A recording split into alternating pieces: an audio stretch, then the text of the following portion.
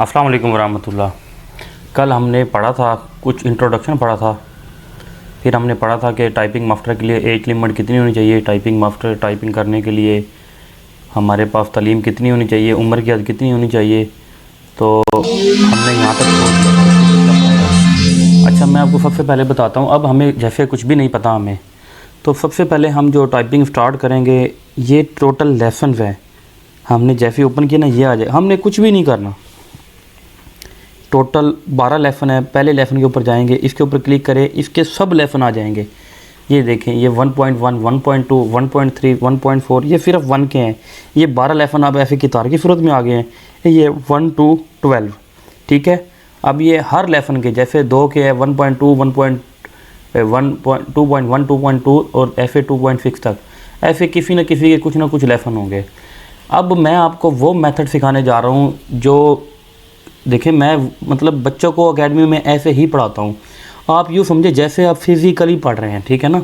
आप यूँ ना समझे हम ऑनलाइन हैं। जैसे जैसे आपने डेली का काम डेली करना है।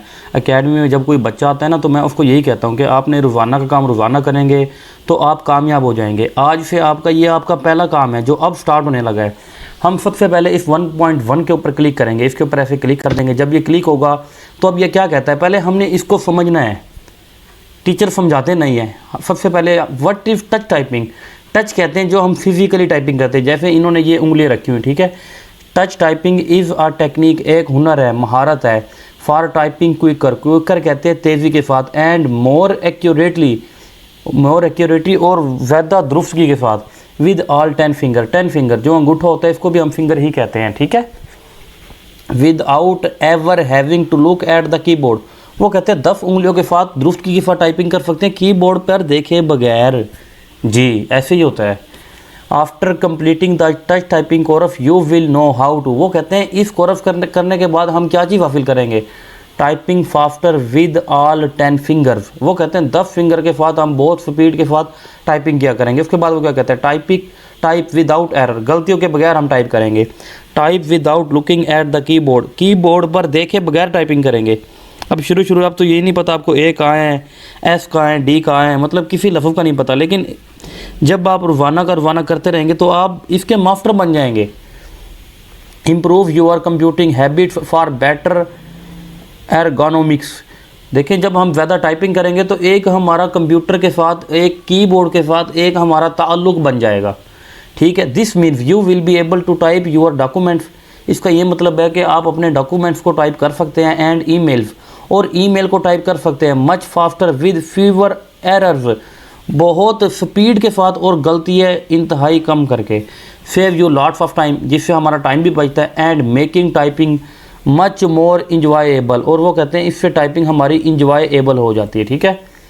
ये था 1 of 5। अब हम नेक्स्ट करेंगे। ये पहली उम्मीद है आपको समझ आ गई होगी। ये मेरे ख्याल से जो आज का हमारा लेसन है, ये भी टोटल थ्योरेटिकल लेवल जाने वाला है, क्योंकि ये समझना बहुत ज़रूरी है।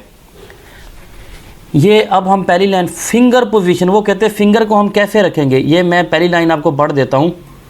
इन their basic position your finger व rest on the middle row of the keyboard, also called the home row. इसको होम रो कहते हैं। देखें ना, ये एक, ये जैसे जहाँ मेरा ये कर्सर है, ASDFJKL कॉलन, ये हमारी, इसको हम क्या कहते हैं, होम रो। हमेशा मतलब हम इन उंगलियों को, अंगूठे को दोनों अंगूठे छोड़ दें तो एक ये खब्बे हाथ की चीची उंगली, ये वाली उंगली, मतलब ये ऐसे आएगी। ये इसके ऊपर ए के ऊपर, ये एस के ऊपर, ये डी के ऊपर, ये एफ के ऊपर, इसी तरह। अब ये राइट हैंड की, जो राइट हैंड की राइट पहली उंगली होगी वो जे पे, दूसरी उंगली के पे, और सेकंड लास्ट उंगली एल पे, और आखिरी उंगली स्कालन पे।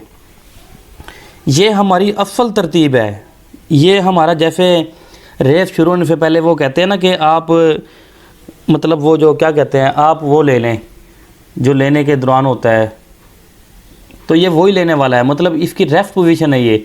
जब असल उंगलियां हमारी इन्हीं 4 के ऊपर रहेंगी, जब हम टाइपिंग करते हैं फिर वो आगे पीछे होती रहती है, ठीक है। उसके बाद वो क्या कहता है, the home row is the base from which all other keys can be read. वो कहते हैं ये बेस है, अगर उंगलियां यहाँ पे होगी तब ही तमाम जगहों पे उंगलियां हमारी घूम सकती है। Now place your finger on the home row. अब वो कहते हैं अब आपने ऐसे ही करना है, ठीक है ना। Put your left hand finger on keys AFDF, ऐसे आपने रख लेनी है खब्बे हाथ की उंगलियों को। फिर नंबर 2 पे वो क्या कहते हैं, put your right hand finger on keys JKL colon. फिर हम राइट हैंड की ऐसे ही रख देंगे, ठीक है ना। मेरे पास मैं कोशिश करूँगा, पहले आप समझ लें, अगर आपको समझ नहीं आती फिर मैं अपनी उंगलियां रख के आपको दिखाऊंगा। वैसे इन्होंने ये सही तस्वीर दी हुई है, तस्वीर आपको समझाने के लिए दी हुई है। उसके बाद वो क्या कहता है, keep your wrist straight and finger lightly curled. वो कहते हैं जो रिस्ट है, जो हमारी कलाई है, वो सीधी होनी चाहिए। एंड फिंगर्स लाइटली कर्ल्ड, जो फिंगर है ना वो हमारी झुकी हुई होगी, मुड़ी हुई होंगी। इसने तो वैसे सीधी दिखाई हुई है, तो लेकिन हमारी जो उंगली होगी वो हमारी मुड़ी हुई होगी। अगर टिप में वो क्या कहता है, can you feel small bump on the F and J key, they are there to help you to find the home row key without.